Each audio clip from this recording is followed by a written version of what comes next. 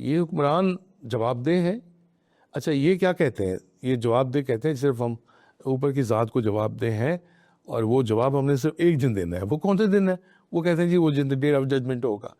मैं कहता हूँ इस दुनिया में जवाबदेही नहीं, मैं कहता हूँ यही जवाबदेही है और हमारे दीन में यही जवाबदेही दुनिया में बिल्कुल दुनिया में है।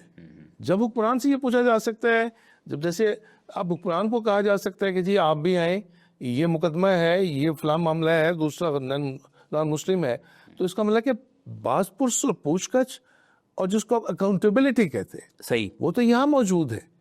हम असल में बचना चाहते हैं उस अकाउंटेबिलिटी से। सही, हम कहते हैं हमें उधर बेशक दोज़ख में फेंक देना, यहाँ हम दूसरों के लिए दोज़ख बनाएंगे यहाँ पे। अच्छा, ये जो जवाबदेही यहाँ पे हम नहीं चाहते ना।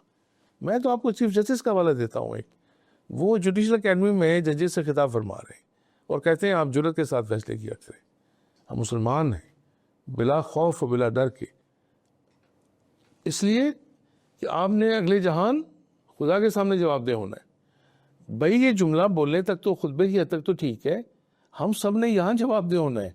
सही, हमें अदालतें यहाँ पे कैद और फांसियों की सजाएं देंगी, सही, और जज साहबान सिर्फ ऊपर जवाबदेह होंगे।